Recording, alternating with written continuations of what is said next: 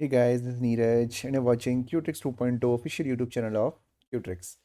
तो उत्तराखंड डीएलएड 2024 की हम प्रिपरेशन कर रहे हैं और सामान्य तर्क शक्ति हम पढ़ रहे हैं और आज है उसका डे 5। ठीक है। तो सबसे पहली बात, बैकग्राउंड और जो गेटअप है वो बिल्कुल डिफरेंट आपको आज नज़र आ रहा होगा। मैं कहीं बाहर हूँ, आउट ऑफ स्टेशन हूँ, होटल रूम में बैठा हुआ हूँ और सुबह के बज रहे हैं 4:30 और इसीलिए मैं इसी समय क्लास को रिकॉर्ड कर रहा हूँ। आज है 22 नवंबर। ठीक है, अभी 12 बजे आपकी क्लास आ जाएगी। होपफुली क्लास आपको अच्छी लग रही होगी। अगर अच्छी लग रही है तो समान तर्क शक्ति की क्लास है, डे 5 है।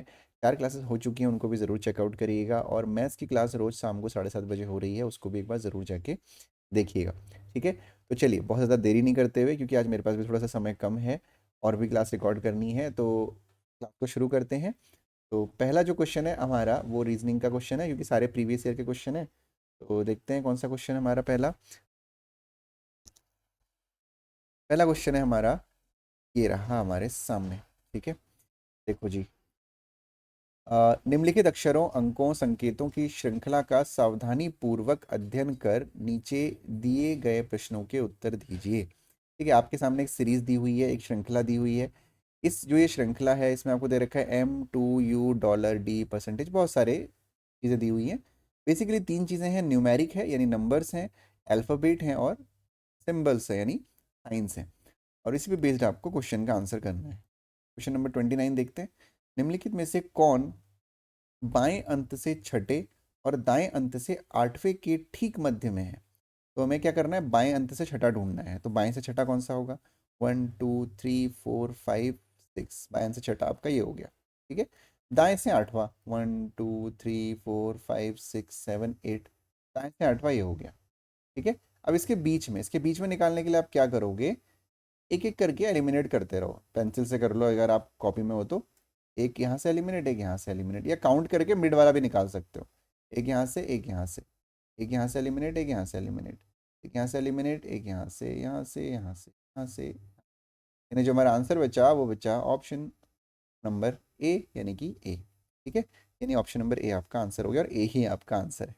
अगला क्वेश्चन क्या है, उपरोक्त श्रृंखला में ऐसे कितने संकेत हैं जो जिनके ठीक पहले और ठीक बाद में कोई अक्षर नहीं है? क्या नहीं है? कोई अक्षर नहीं है, यानी कोई लेटर नहीं है। तो देख लेते हैं कौन ऐसे कितने संकेत हैं, मतलब सिंबल है। एक पहला हो गया डॉलर, तो डॉलर के इधर यू है, इधर डी है, तो ये हमारा पहला आंसर हो गया कि भाई एक ऐसा संकेत है जिसके आगे और पीछे, ठीक आगे और ठीक पहले अक्षर हैं। दूसरा संकेत हो गया परसेंटेज, लेकिन इसके पीछे 9 है, कोई डिजिट है जो है अल्फ़ाबेट हमारा नहीं है। तीसरा हो गया आपका हैशटैग, इसके इधर आई है, उसके इधर क्यू है। फिर उसके बाद ये हो गया ई और उसके ऊपर कैप, ए है और एच है। फिर है आपका @, टी है और पी है। फिर है आपका सिग्मा, जी है और के है। कितने हो गए? 1 2 3 4 5 हो गए, यानी ऐसे 5 हो गए टोटल, जिसके ठीक पहले और ठीक बाद में कोई अक्षर। ठीक है। तो होपफुली क्वेश्चन आपको समझ में आया होगा। बढ़ते हैं अगले क्वेश्चन की तरफ। जो अगला क्वेश्चन हमारा है वो है, 5 व्यक्ति PQRS तथा T एक गोलाकार मेज के चारों ओर बैठे हैं। QT तथा S के बीच में है, PS के एकदम बाईं ओर नहीं है, तो Q के दाईं ओर से दूसरे स्थान पर कौन है?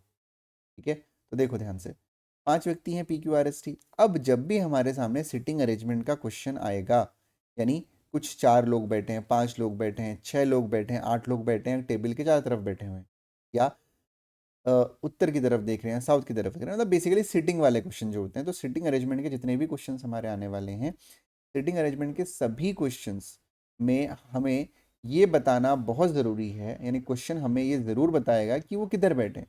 अगर वो एक टेबल के चारों तरफ बैठ रहे हैं तो क्या वो टेबल की अंदर की ओर मुंह करके बैठे हैं या बाहर की ओर मुंह करके बैठे हैं?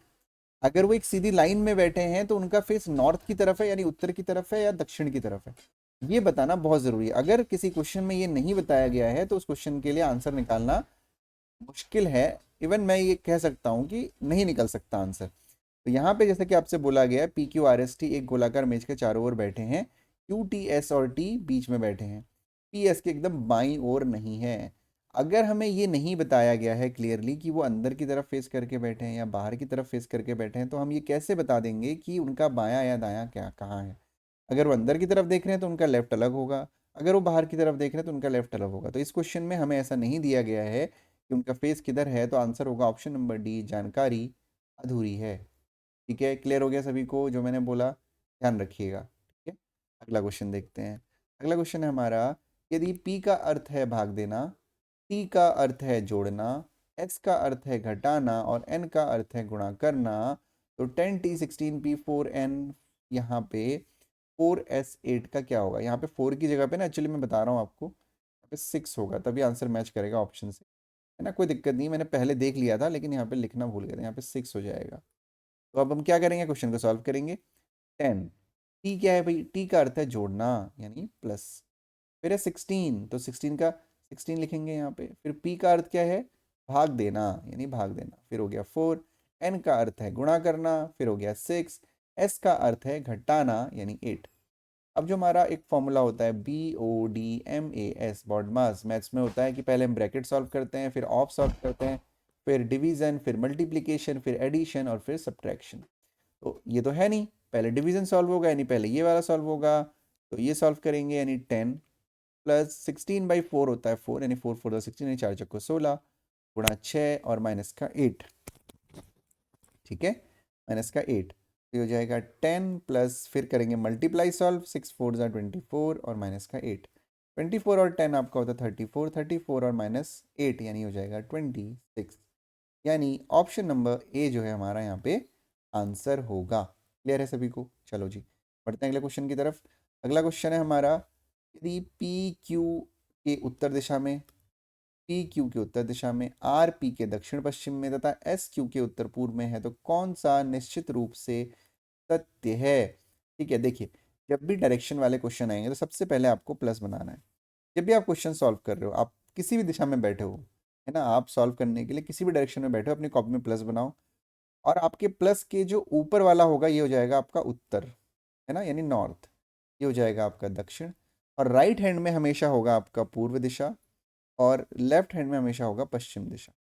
ठीक है, उत्तर दक्षिण पूर्व पश्चिम, ठीक हो गया। अब देखो, पी क्यू के उत्तर दिशा में है, यानी जो पी है वो क्यू से उत्तर दिशा में है। आर पी के दक्षिण पश्चिम में, जो आर है वो पी के दक्षिण पश्चिम, अच्छा देखो ये इसमें ये भी देखो, हाँ, ये उत्तर दक्षिण पूर्व पश्चिम में, ये वाली जो दिशा होती है वो हो गई उत्तर पूर्व, ये दिशा हो गई उत्तर पश्चिम, ये हो गई आपकी दक्षिण पश्चिम, ये हो गई दक्षिण पूर्व। ठीक है, तो क्या बोला गया कि जो आर है वो पी के दक्षिण पश्चिम में है, यानी आर जो है कहीं पे यहाँ पर होगा, कहीं भी हो सकता है, यहाँ होगा, हमें मतलब नहीं है।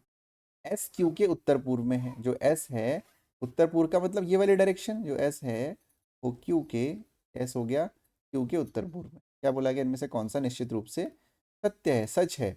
एस आर के पश्चिम में, एस आर के पश्चिम में बिल्कुल नहीं है। पी एस के दक्षिण पश्चिम में, पी एस के दक्षिण पश्चिम में बिल्कुल नहीं है।